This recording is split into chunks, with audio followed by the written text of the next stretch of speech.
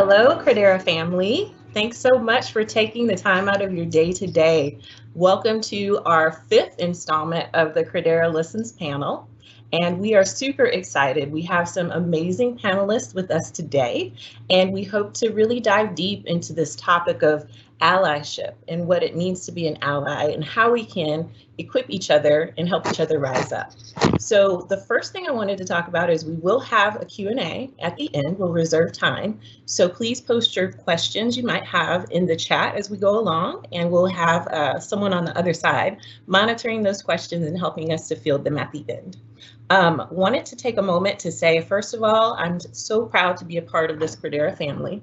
I'm very thankful for the fact that we have these forums to come together to talk about experiences and have the conversations that might be difficult and might not be welcomed in other environments. So for those of y'all who don't know me, I think everyone does, but I'm a principal in our management consulting practice, and I'm also the executive sponsor for our new Cred Color ERG, which we're super excited about launching next week. I have a passion for DE&I and learning from others, and I know that most of y'all on the call also do. So let's dive in. Today's theme is When I Rise, You Rise. And I want to give a shout out to Kyler Starks. This really is the passion child of his brain. He was the one that kind of thought about how important advocacy is in our walks of life. So wanted to, again, focus on allyship and advocacy. Our panelists will share stories of how allyship has impacted their careers and their personal life experiences. And then we also hope that we can equip you with some fresh perspectives on how to be a better ally, how to show up, and then just creating more empathy in your hearts and in your personal experiences. So if you leave with nothing else, hopefully this will give you a better understanding of what it's like to be a Black industry leader in America. And with that, I'd like to take the time to introduce our panelists. And so panelists, if you can just kind of smile, I'm sure we will rotate to you as I'm speaking about you. So first up is Kendra Clark.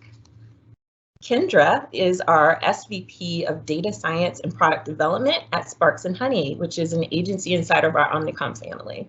Kendra captains a team of data scientists and technologists who focus on using data to quantify culture and power, the transformation strategies that enable organizations to build better futures. She spent over a decade working for New York-based marketing and consulting firms and is currently working on several new projects, including a pop culture podcast and a nonprofit that focuses on closing the innovation gap created by systemic bias. In 2019, she was named the Ad Club of New York's Young Professional of the Year. And she's often a frequent speaker and lecturer on the issues of machine learning and AI bias, as well as leveraging data to understand culture and the intersections of technology and equity. So welcome, Kendra. Thank you for being here. Thank you for having me. No problem. We'll shift over to Todd Scott. So Todd is the General Manager of Global Technology Services for the U.S. communications market at IBM. So in his current role, he helps manage the portfolio of clients to accelerate their transformations to the cloud or application modernization by providing world-class infrastructure services.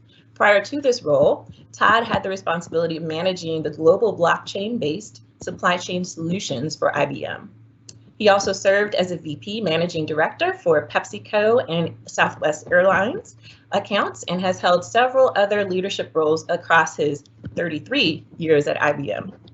He's a native of Peekskill, New York, and attended Davidson College and was a basketball player on the 1986 team that participated in March Madness. So welcome, Todd. All right, next up on our roster is Kathy Hubbard. Kathy is the Assistant Dean of Diversity, Equity, and Inclusion at SMU. And Kathy has served as a Director of Leadership in their Weill School of Engineering since 2001. She recently moved into her DE&I role in 2020. She's a part of the Hart Center for Engineering Leadership and leads the charge to create personal and professional development opportunities through programs such as the Lyle Mentoring Program and the Grand Challenge Scholars Program and the Hart Leadership Assessment.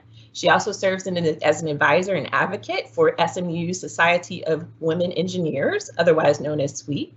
And she has a demonstrated passion for navigating and overcoming the challenges associated with STEM careers for women and people of color. So welcome, Kathy. We're super glad that you're here. All right, and last but not least, we have our own Peter Yogo, who we all know is a principal in our management consulting practice.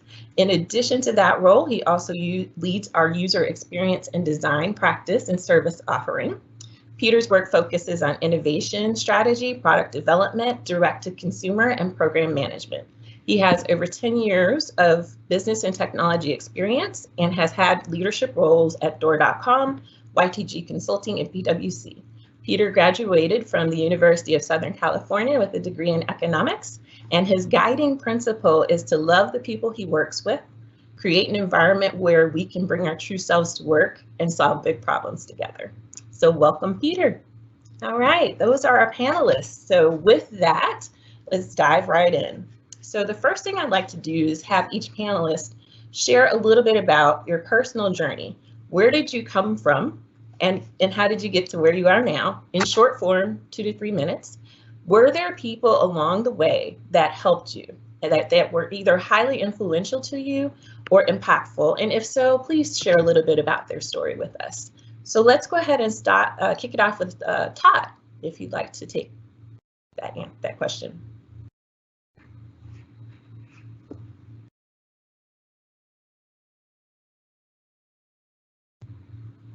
Okay, seems like we might be having a little bit of a technical difficulty with Todd. All right, let's rotate and let's try Kendra. Can you hear me? I can. All right, Kendra, let's go with you. Okay. All right, that'll work. So background in a condensed version, and how did we get to where we are? I'll go way back. Because I think it's helpful to kind of lay the context of like why I had no choice but to be exactly the human that I am right now. So I was adopted by white people in the 1980s who decided that they wanted to adopt Black children in rural Indiana. And had to jump through a lot of hurdles to do so because at the time transracial adoption was not a particularly common thing. The thing that is helpful to note is that my parents were anti-racist activists. So I went to my first protest, a protest of the KKK, when I was 6 months old. There was a photo on the front of the Indianapolis Star of me and like a baby Bjorn or whatever the baby Bjorn at the time was, being held by my father carrying signs. And that's how I got here in part is just, it started young. My parents were extremely focused, understanding that like they wanted to adopt Black children because they knew that it was going to be harder to place Black children in families and that, you know, there was kind of a gap there. And this was a way that they could help address inequity in their own home. They also knew that growing up in the Midwest, they needed to be really responsible in a lot of ways about positive identity building. So, you know, whether it was my dad in the, you know, pre-internet 1990s talking to the women that he worked with about like, how exactly do I do my kids' hair? Which he got great advice, thank goodness, because otherwise I would have looked a mess for a lot of years. Or, you know, my mother who was like, your schools don't do anything for Black History Month. And so she personally stayed up late for weeks putting together posters and all sorts of educational things from the Ebony magazines and the Jets and the things that were already in our home. And so they, though atheists, also took us to church every Sunday, and we went to a Black church. We went to the Malcolm X Institute at the local college after school for tutoring and to hang out with other Black people. And then I started college really young, and life was pretty different, to be honest. All of a sudden, I was in an academic environment where, you know, you think that meritocracy is truly meritocratic, but you start to learn that not only are there the rules in place, but there are like special rule sets sometimes for certain other individuals. Fast forward a number of years, I wound up kind of happening into data science after studying political science and economics and statistics for a number of years. And I happened into tech, where I kind of fell in love with what I do, what I get to do every day, what I get to build. and that really has been a very interesting journey for a lot of reasons. When we talk about being first, only, and different, I am often the only Black person in a position of power in the tech infrastructure of an organization or an organization writ large. I am often the only Black technologist. So that's something that I work hard to change in my kind of mentoring work outside of work, but also on my team and with those that I tend to surround myself with. And really it has become based on kind of where I grew up and how I was raised, it's become very important to me to continue to center ideas around equity and education and us all learning from each other and from our own experiences and from the world, because while there is absolutely a boundary between work and life, we understand that we do better work when we connect with each other and when we bring our whole selves to work. And so that requires having uncomfortable conversations and making space to do that and grow together while we're at it. So condensed background. Happy to take questions later. Wow, Kendra, that is a story. And thank you so much for sharing. Let's go ahead and shift to Kathy. Are you ready to share? Yes, I am. Can you hear me? We can. Great. So I won't go that far back, but Kendra, I love that story. So I may even have questions for you at the end, but I love that story. But I will just start at my time at SMU, because I've been there 20 years. And so I've been in the engineering school my entire time. And I really consider myself a triple minority in that environment. I am a woman, I'm Black, and I'm not an engineer. So you talk about minoritized and marginalized in that environment, and trying to be professional. Has had its challenges, but in that environment, I have had some wonderful advocates, some people who have just noticed me and noticed of my heart in my work, of my heart for students, and especially my heart for minoritized students in that environment. I have and really just kind of plucked me out and said, in that environment, I have had. I got a little feedback. You've been hearing of, just seeing me. And what I have tried to do for my students is do the same thing, just to be a strong champion. An environment like SMU has so many advantages, so many opportunities, but I find that our students of color, especially in engineering, don't really take advantage of those opportunities because they're struggling to survive. They're struggling to exist in that environment. And so I have, had the opportunity to be a champion, to sponsor, and to make sure that they are seen and that they are in important places and spaces, and that they are really taking advantage of what the university has to offer them. And that I'm just geeked and excited about people of color who are in technology, because I know the opportunities that it affords them. Awesome. Thank you, Kathy. And you've been very impactful for even a few of the ladies that have recently joined from SMU. Yeah, shout out to my Credera Mustangs. All right, let's shift the conversation to Peter. Peter, can you kick us off with your story? Yeah, absolutely. So I was born in New Jersey, but my family's originally from Ghana and Nigeria. So I grew up, spent most of my formative years in Ghana. And, I remember in high school, I had, we lived in boarding schools for high school. That's the norm in Ghana. I had a housemaster, and I was the kid who always got in trouble. He just looked at me and said, "Hey, I see so much opportunity and so much in you. I'm going to put you in all these different positions." So he became my first sponsor. And he there's a thing called the bellboy, and that's the person who's responsible for getting people in and out of the house. And as a freshman, he gave me a role that was usually held by a sophomore.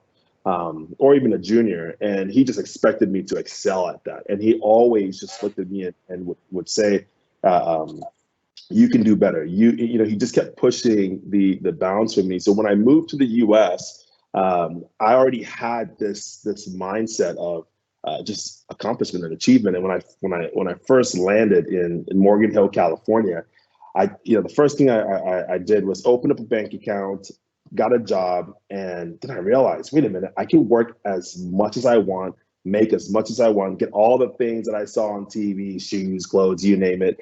But then after college, when I started my career, that's when I started to really see that shift and see all of those opportunities come together, and that I am in this country, in a country that allows me to exert effort and energy and see results and see the fruits. But then I also saw that there are some challenges and there are some barriers that exist for some groups versus others. So what I started to do was just get intentional about, who my next sponsor was, who my next ally or advocate was. And over my very short career, I've had, on a flight back to Ghana from Los Angeles, I met a man called Carlos Escario, one of the most impactful men, or one of the men who played the most impactful role in my life, who's based out of Madrid, Spain. And he was my mentor for a long stretch, would send me books all the way from Spain. And he was very intentional in investing in my career. Then starting off at PwC and first having certain folks, make assumptions of what my skill set was till they got to know me and say, oh, well, this is the approach he takes. This is the role that he plays in teams. This is the level of quality and effort that he puts into things that he does. And, I'd love to be an advocate. But then it always took me saying, okay, awesome. Thanks for being an advocate. It's time for you to be a sponsor, for me to clear certain barriers and to have certain opportunities. And now I get to be in a position where I get to do that for folks that I work with, and just coming to realize that, the same challenges we have here, we have in Ghana. There are human issues that we have to deal with. So it's just always an awesome opportunity for me to partner with minorities, the majority, and find ways where we can just, how do we connect each other? How do we, one, create equity so everyone has an equal playing field, but also be sensitive to the challenges on either side. Position where I get to do that for folks that I work with, and just coming to realize that, the same challenges we have here, we have in Ghana. There are human issues that we have to deal with. So it's just always an awesome opportunity for me to partner with minorities, the majority, and find ways where we can just, how do we connect each other? How do we, one, create equity so everyone has an equal playing field, but also be sensitive to the challenges on either side. Position where I get to do that for folks that I work with, and just coming to realize that, the same challenges we have here, we have in Ghana. There are human issues that we have to deal with.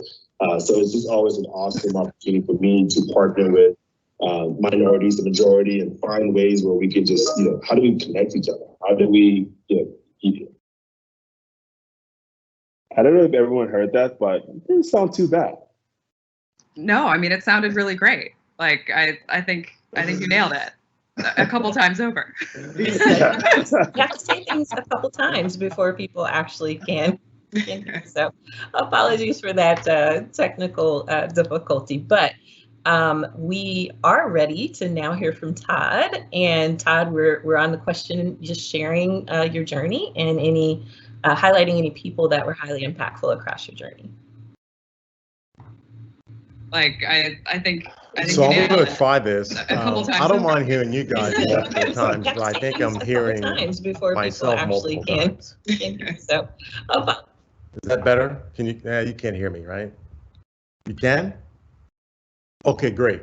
All right. Well, I'll have to cut it back up when I go on mute. So, first of all, I could hear everything. I just couldn't quite. I was hearing it double. So my history is. I too was adopted, but I won't go that far back. But there's a lots of stories I'd like to share with you on that, Kendra. But where I'll start is I started with IBM as a client exec in Greenville, South Carolina. The thing about Greenville, South Carolina, this would have been in the the late 80s.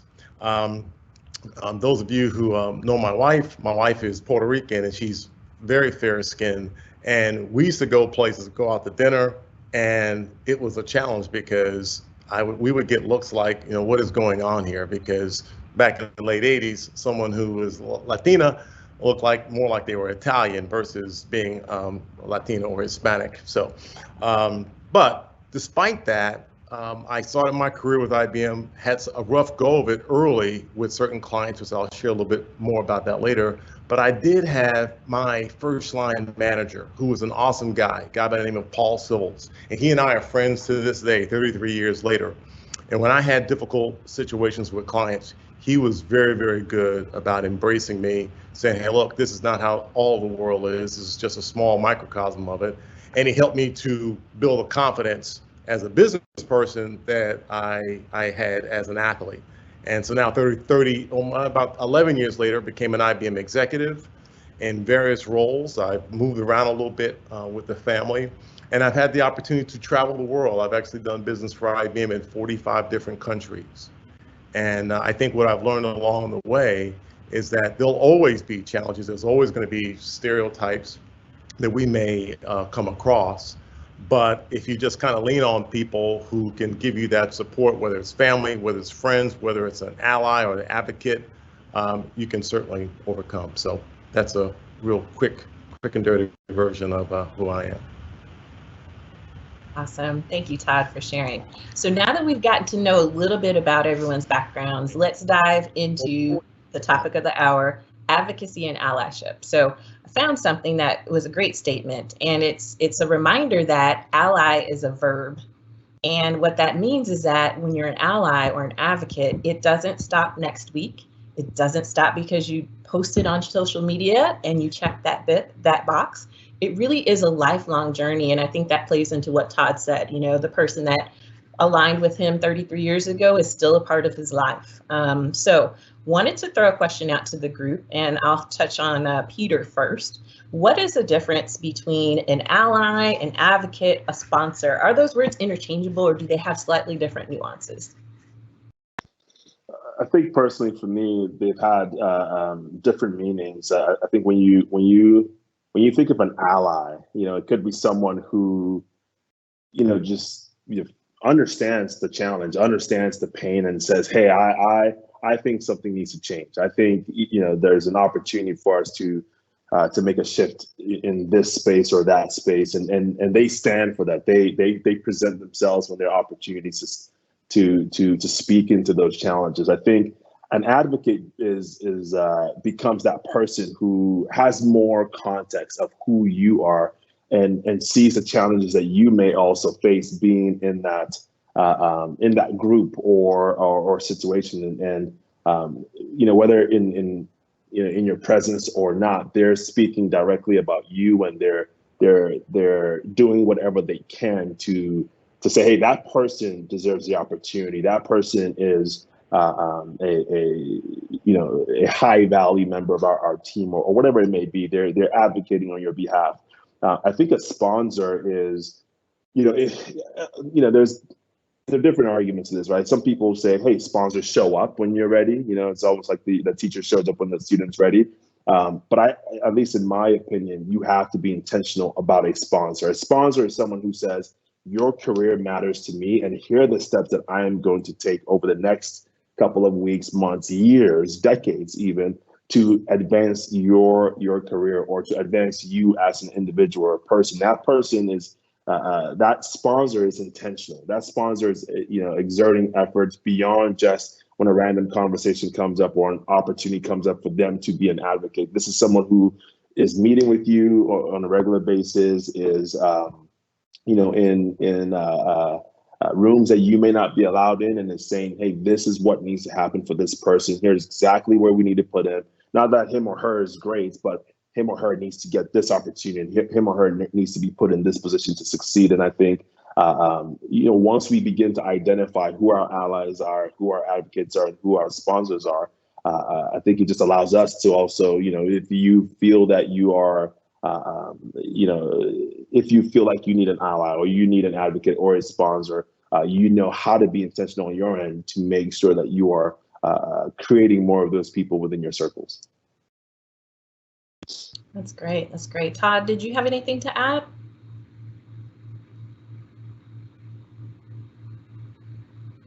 Yeah, well, what I would add, I mean, first of all, I think he hit it spot on. I can maybe amplify a few things, but I think that Peter touched on all the salient points of what those three roles mean and how important they are. Make sure that you are.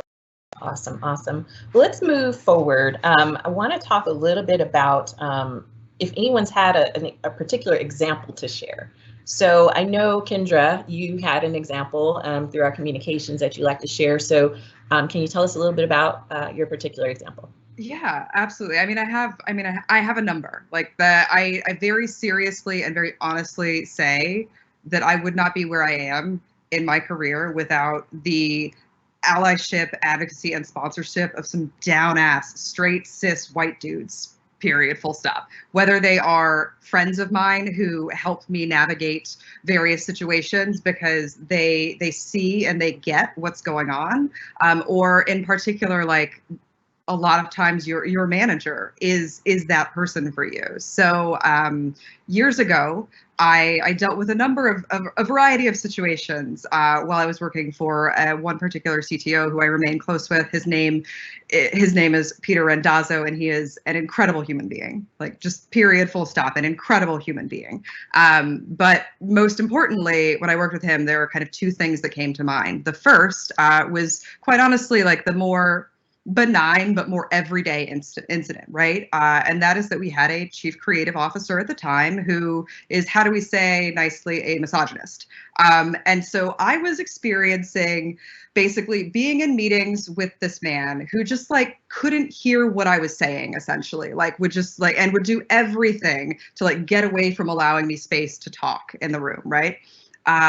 And I was really confused as to like, why is it so hard for me to get this person to listen to my ideas? And so I went to my boss during one of our one-on-ones and I was like, you told me to work with, you know, this team on this particular project, and I'm very excited about the work, but I'm struggling to find myself being heard. And it was actually my boss, it was Pete, who said to me, you know, I'm pretty sure that so-and-so is, how do we say, a misogynist. Like, I would never say this to his face because he would be mortified and deeply upset. However, I have noticed that he tends to surround himself with men. He tends to respond best when ideas come from men. So let's work together to come up with some strategies about how, like, you put forth ideas, but also have other people in the room that you've kind of pre-met with who will help push your ideas forward when he's just not interested in hearing you, essentially. And I was like, awesome, perfect, this is great, and we can design some solutions around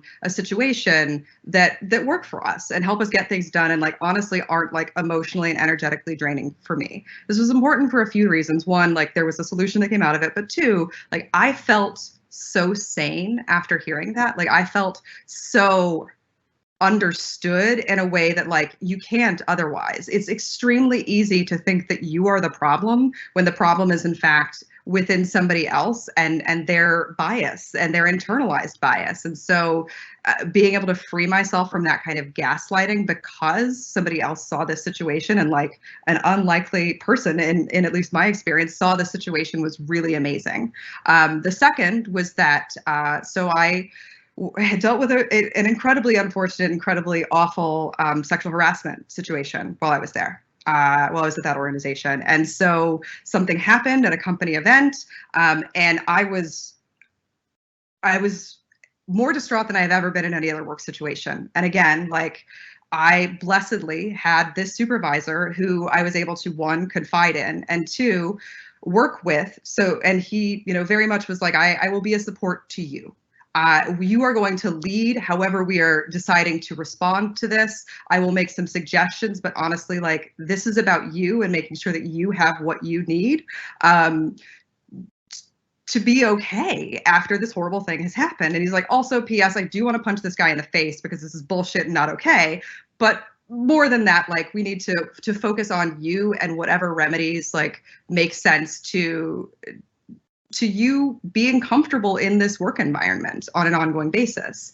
I continue to keep in touch with Pete. He continues to be amazing, and really, like, I will never forget, and never, I could never be grateful enough for his partnership and his working with me through everything, and helping me feel heard and seen, and take up space on a tech team that was super male, super white, but also was one of the safest places that I've ever worked, because he was there and runs his team a certain way. Wow, Kendra. First of all, thank you for sharing. Thank you for being vulnerable enough to share a lot of detail with us. And hopefully everyone is taking away a nugget of, you know, when you have someone in your corner like that, it's hugely impactful. And on the flip side, when you don't have someone in your corner like that, that can really be destructive to your heart, your spirit, and just overall your life. So thank you so much for sharing. Does anyone else have anything to share? I saw a lot of nodding going on. Kathy, anything to add? I was just going to add, Kendra, when I think about some of the advocates and sponsors for me, they've been white males, and I reflect on that. And for one, they have been people who really were focused on the work. So I don't know if it was so much about me, but they didn't really let who I was, the skin that I was in, really influence them and push me back. It brought me in. And so I've had white males, and I've had Black males as well, not so much women. And so I think that's why I'm kind of passionate about working with women and working with young women to make sure that they are supportive of one another. I think you start to realize that when you're later in life, women do, and when the family comes and children, they can empathize with one another more. But I think early on that is so important. But I think my first leadership role at SMU, I came there as a director, but really having a voice of influence came from the dean at that time, who was just very, very creative. He wanted to bring something else, a new voice in the engineering school. And so he recognized of me and was supportive of me. And I'm pretty sure, and even my dean now, with the Diversity, Equity, and Inclusion Initiative, I think he has some support, but he also has some folks who are not as supportive and are kind of curious as to what the future will hold for them and what changes will occur. But they've all been male. And so I would say, if there are women out there, seek women, but also seek men as your sponsors. Oftentimes they're in the places and spaces that you want to be anyway. So it's good to build those relationships and seek those relationships out as well. Yeah, thank you for sharing, Kathy. And I share a similar background in tech, where the only woman in the room, and definitely the only person of color usually, but you find, white male advocates have also been very influential in my life as well. So let's go ahead and shift to a slightly different topic. Let's talk a little bit about microaggressions. And I think everyone had something to say around them. So for those of y'all that have joined us that don't really understand what microaggressions are, I pulled a couple of definitions. So microaggressions are brief statements or behaviors that intentionally or not communicate a negative message about a non-dominant group, and they are everyday occurrences for many people. Another descriptor is the everyday slights, indignities, put-downs, insults that people of color, women, LGBT populations, or those who are marginalized experience in their day-to-day interactions with people. So that just sets the tone. And why don't we go ahead and have Peter kick us off with a personal example, and then we'll shift to Todd. Yeah, this is a funny example. But when I first started at PwC in San Jose, I was, I think maybe we had, a handful of Black people in our office, and And most of the folks at Credera know what I look like. I'm a 6'4", 250-pound guy. And at the time, I had just wrapped up playing football. So I was 6'4", 200, maybe 75 or 80 pounds, just walking down the hallway. And I would show up early in the mornings, and there was this one partner who would always, like, for some reason, maybe 2 or 3 times every day, we would walk down the hallway at the same time, and he would, just hit a hard left or hard right. And I was making assumptions. Of course, I didn't know what was, what was going through his mind. But I was, is it because I'm a big man? And why is it that every time our paths cross, there's a quick left or right turn? So I made it my job. I was like, I am going to make this guy my best friend. We're going to find a way to connect. And, so as there was one time we got a chance to talk, and, he had just mentioned that he didn't know, well, because we would show up very early. He just, in talking to him, he asked if I worked for PwC. Now, some folks may say that's not a microaggression, but I think it was how I received it in that way. But I think there was also an understanding, on his end. We had a relatively large office with, not that many Black people. So there was an opportunity for me to feel offended, or, hey, why couldn't you assume that I was, a PwC employee? But for me, there was an opportunity to help engage, that partner, and help engage him, and over time, as we became friends, I shared with him. I had the chance to vulnerably share, hey, here's what I felt, right? You may not have seen or thought that you were doing this, but this is what it felt like for me, and this is the experience that I had as a result.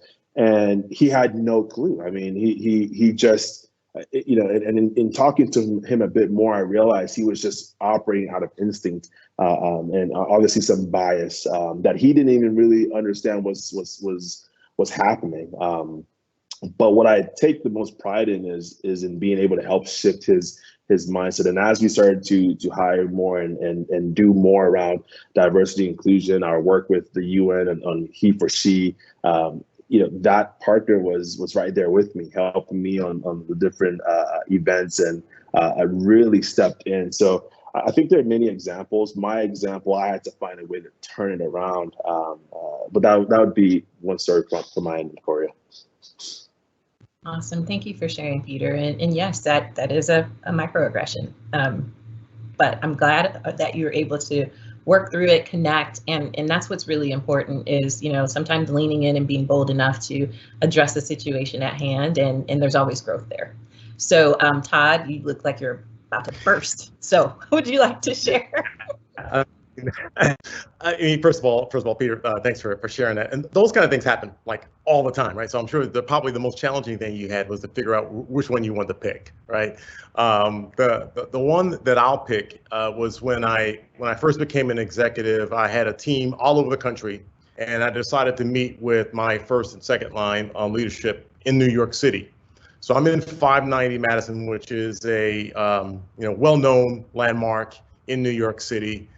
There's people all around, and this was back when you had to wear a blue suit, white shirt, red tie. I had my wingtips on. They were polished, and I get on the elevator with a group of people. And in fact, it was probably like 3 ladies that were on the elevator, and I come on really quickly at the end as the doors were about to shut, and I said good morning to them, and they all were quiet. They all moved to the other side of the elevator, and I was just kind of like, okay, and I'm 6'4", taller. I'm trying to remember if I still had hair back then. Anyway, nevertheless, it was an awkward moment. Now, as it turns out, remember I was going to be meeting with about 100 people from my team. So when one of my directs was introducing me, he was at the front of the room. I was in the back of the room, so everyone had their back to me. So I started walking up as he's introducing me, and I see these 3 ladies in the audience, and they were stunned. This is, again, folks, this was a while ago, right? So this was before you had the internal systems where you could see someone's picture, blah, blah, blah. Well, after I spoke and kind of talked about our vision and our strategy, the three ladies came up to me, much to their credit, and they said, "Look, we are sorry." And I kind of like feigned like I didn't know what they were talking about. So what do you mean? I said, well, we treated you like you were like the outcast when you got on the elevator with us. And I said, well, no, what do you mean? He says, we were actually scared of you. They said that. So sometimes it's not always words, sometimes it's behaviors. And so we all have to do things to try to overcome that. One of the things that I always try to do, for those of you who may be listening who may experience the same thing, is, and actually my mother taught me this when I was really young. She said, you must smile all the time whenever you greet people, whenever you come in eye contact with people. And the New Yorkers don't typically do that, but my mother said, you need to do this because if you don't, you will scare people. And so I try to do that as much as I can. I try to smile, and it's genuine because it's who I am, because my mother sort of bred this into me from the time I was like 4 years old. But those are the kind of things you have to do sometime to overcome these microaggressions that might come your way, typically connected with intimidation, sometimes connected with surprised expectations, like when people say, wow, you don't sound Black, or you are, you don't act Black. I mean, those are other things that are microaggressions that I'm sure some of us heard many, many times, that maybe the intention isn't always to be offensive, but they're highly offensive. Yeah, absolutely. Thank you for sharing that, Todd. Kendra, do you have something to share? Yeah, I mean, I think that it is the thing that I think is helpful to take away from this part of this conversation is that when we're talking about microaggressions, like these are aggressions that happen just from one side almost unconsciously or actually unconsciously. It's motivated from stereotypes in media and trained reactions that we're not even necessarily aware of. But the impact to people of color, to women, to queer people, to the people on the receiving end is just this compounded exhaustion. So like it's hard to pick one because these things happen at least 5 times a day, if not more, with just small interactions. So it's the meeting with with another executive where they stop the meeting to police my tone and to say like, I don't appreciate your tone here. And it's like, I just said that I'd already sent you the email that you're asking for. Like I already sent it. Like that's not like it's me then in response needing to like be extra careful to not be reduced to like, the angry Black femme that I sometimes am, but also but not at work, certainly, because that's something that like since childhood you train down in yourself, because that as soon as you show a little bit of emotion, somebody is going to read that as like out of control, even though you're excited or whatever else. And so it's super common, but also like accumulated, and most of the time you can let it go, but like sometimes catch me on a certain day and it's like that will be the thing that shatters me, that like ends my ability to be productive for the day because it was painful. And I can either then do what Peter did and address it at some point with the person who was on the kind of giving end of this aggression, or I can choose to kind of let myself off the hook for that difficult and uncomfortable conversation. And I can work through that on my own time, knowing that like this is just going to be a thing and a dynamic that I'm more than likely going to have to deal with on an ongoing basis. And so it's really imperative on everybody. It's not just on people of color and queer people and women to let you know when something is a microaggression.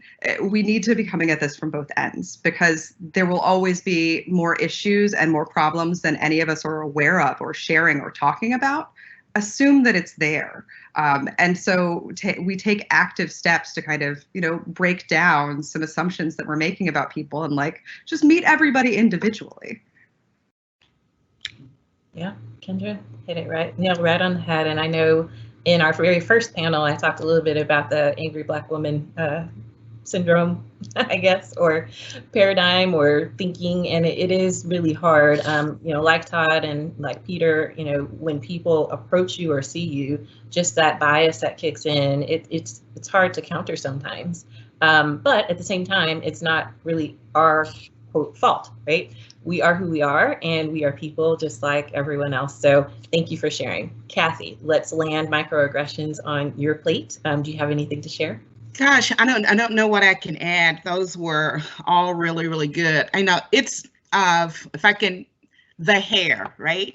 Of wanting to touch the hair or having some kind of opinion about, about hair.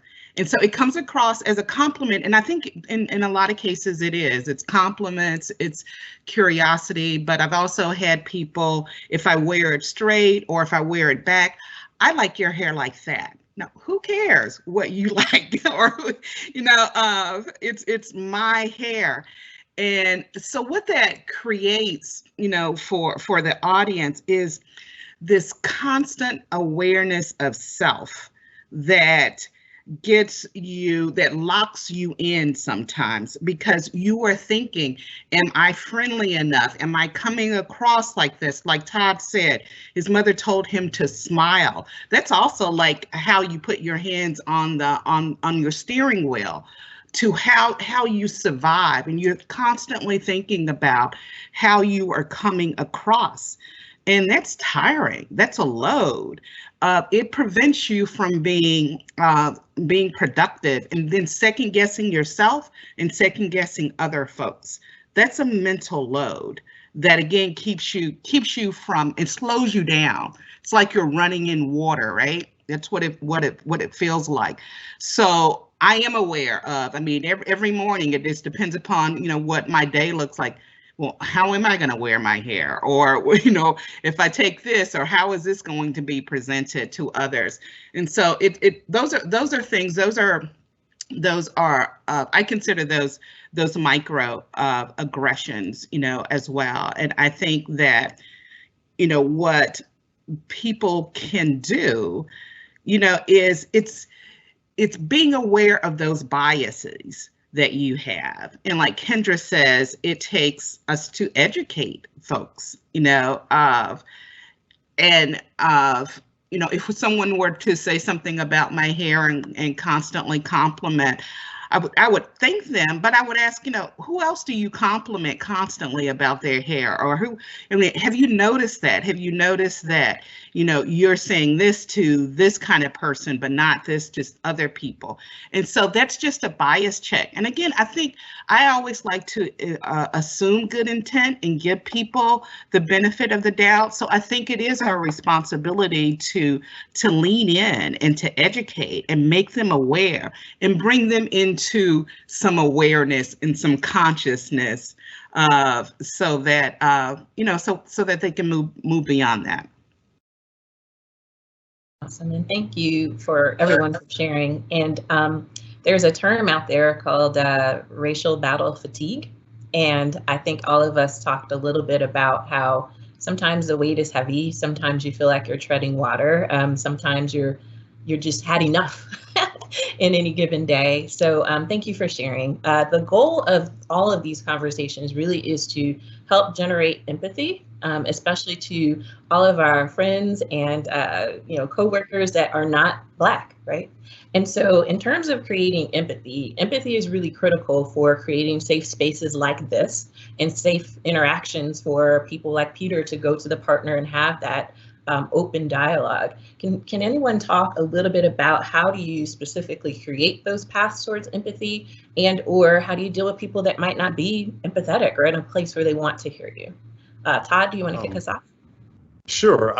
So we recently have gone through some of these steps, and I'm happy to share with you some of the things we've done. Now, IBM's always been a leader in trying to be ahead of equality for all. And that history is well known. But I think last year, after the murder of George Floyd, we took a step back and said, wow, we really need to make sure that we're using the bully pulpit of the IBM company to try to exert change. Now, that change starts within our firm, and I'll talk a little bit about that, but also has to do and amplified what we do outside of the company.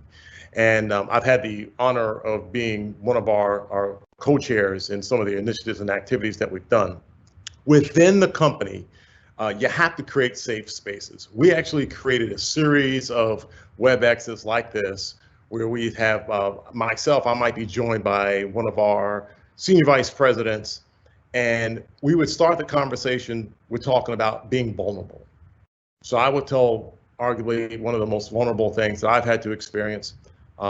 He or she would do the same thing. And then we'd open up to the audience.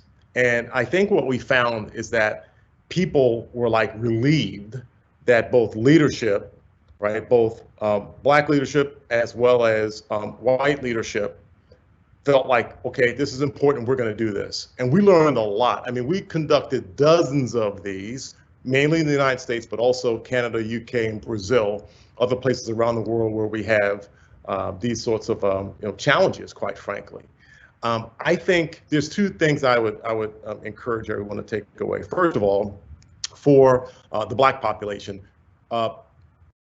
be courageous, be authentic, use that opportunity to share what you're really thinking, and hopefully that's what you'll take away from today. That sharing what you feel is that does take a little bit of the load off.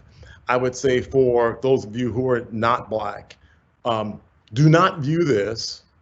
Try not to view this as, oh my goodness, this is, so now what do I say? Am I gonna now say all the wrong things? What do I say? It's not necessarily about a silver bullet. It's really about listening and learning. And we can all learn from one another. I, for one, for example, thought to myself, okay, I'm helping lead this initiative within the IBM company for the Black community, but I don't really know much about Native Americans and what they experience. So I wanted to put myself in that same circumstance so I could listen and learn things that I take for granted. And it's like, you almost want to say, well, what's the big deal? Oh no, it's a big deal. And it can create some insensitivity if you don't take the time to learn. And I think that if everyone takes that mentality into it, it's all of our responsibility to inform and to educate. And it's all of our responsibility to try to embrace it, because this, for no other reason, this is a business imperative. Credera can't be all Credera can be to their clients in the marketplace unless they embrace this. And that's sort of what we believe in IBM. We practice it, and we provide education for every level of management. And for those who choose to not embrace it, quite frankly, we have business conduct guidelines, and if people don't embrace that, they're no longer IBMers. It's really simple, right? You don't get to be insensitive to a female, the example that Kendra talked about earlier. You don't get to be insensitive to someone who is LGBT. You don't get to do those things inside the IBM company. When management puts muscle behind it, I think what we'll find is it'll become part of a normal practice in our everyday lives. Yeah, that's great context, Todd. A lot of great lessons learned there that y'all are doing at IBM. So thank you for sharing. Let me kick things over to Peter. I think you had something to say around empathy as well. Yeah, I think the biggest example came to me after we had our first child. I'd always, I was part of this UN initiative that PwC had partnered with called He for She, and I had been a part of this team that did all this research on how to support your female colleagues. How men can step into roles where we're supporting our female colleagues. But I don't think I really understood, because I did all this research, I had conversations until I saw my wife, go through just the balancing act of, being a mom, still wanting to work, and then getting to that point where, there's some guilt that comes in. Hey, do I be a mom, or do I be a mom and stay at home, or do I go to work and have someone else take care of my child? And this, the fatigue and the burden of that decision.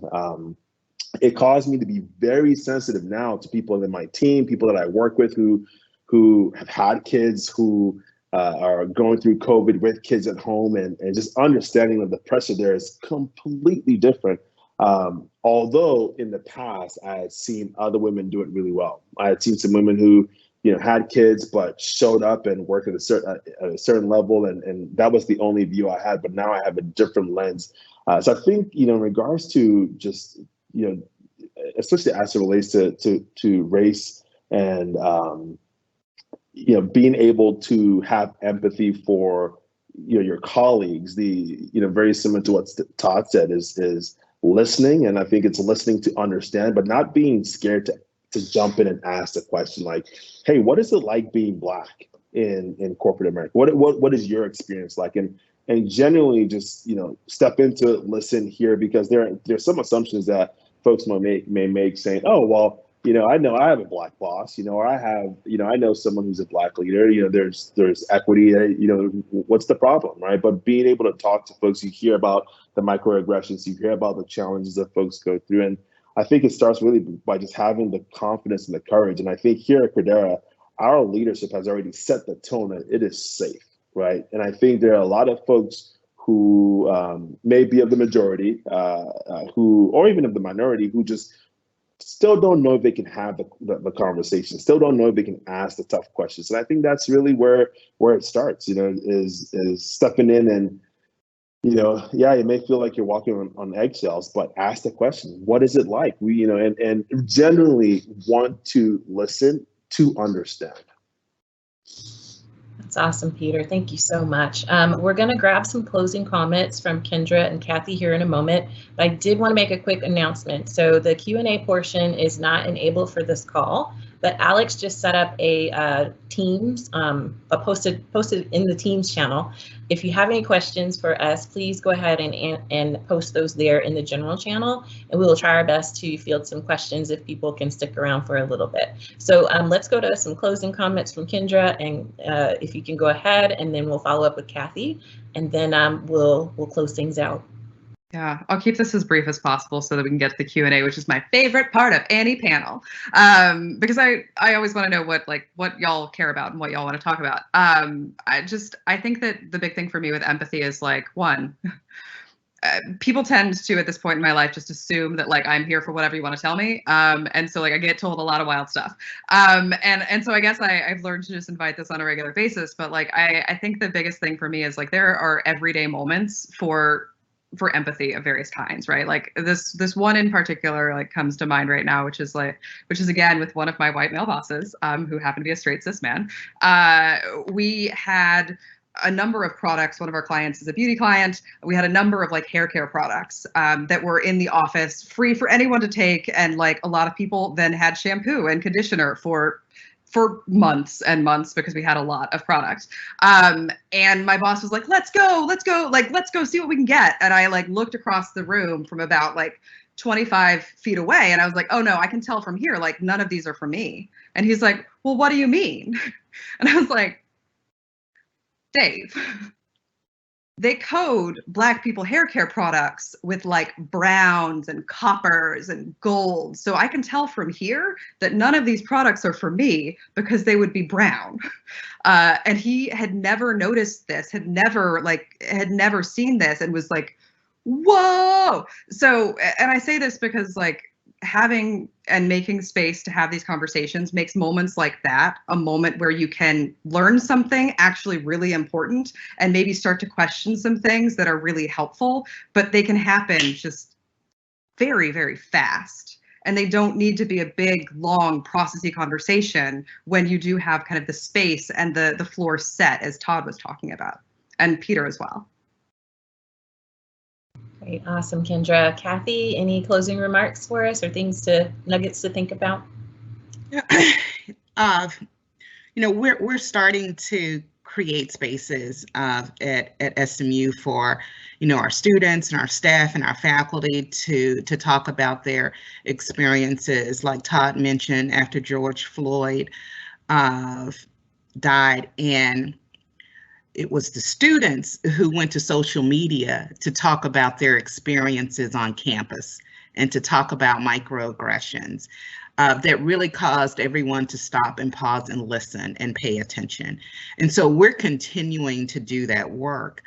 But what's more important is what we all want is we want change and we want action.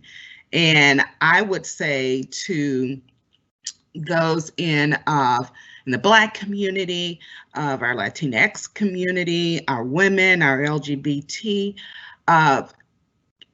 even though it may be hard and we have the fatigue, this is the moment. I often say this when I am tired of explaining or doing whatever I'm doing, I'm thinking about the next generation. If I take the time to speak up, say something, educate, maybe they won't have to do that, and so I want to seize the moment.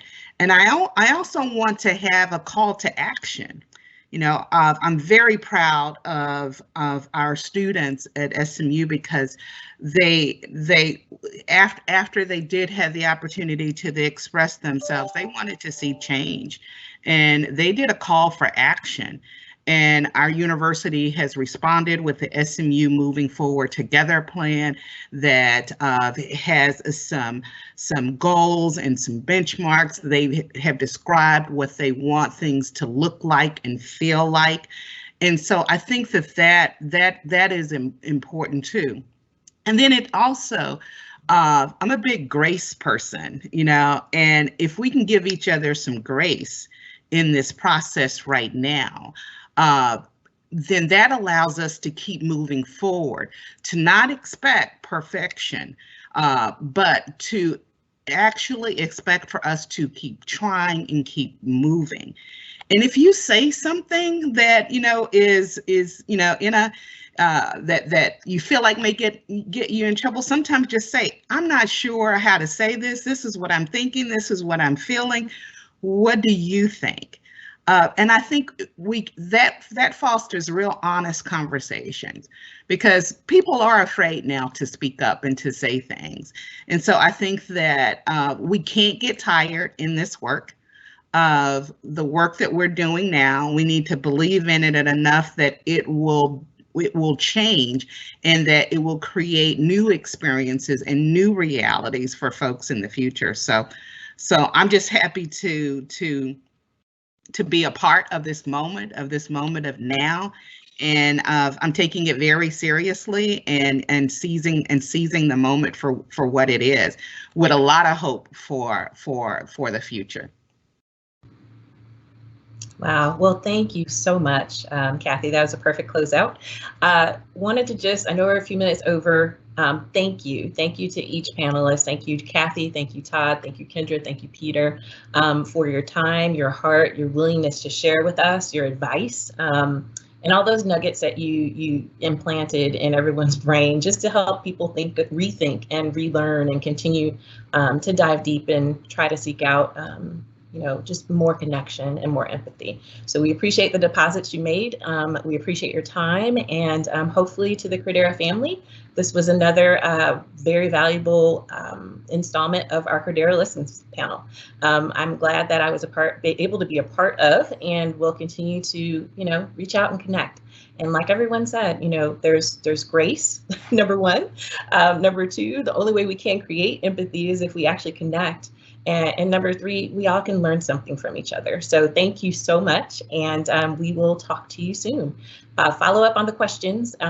Feel free to email Alex or post on the channel, and we will figure out a way to get the questions distributed to the folks here and get some good responses to you. So thanks so much. Have a great day. Bye, y'all.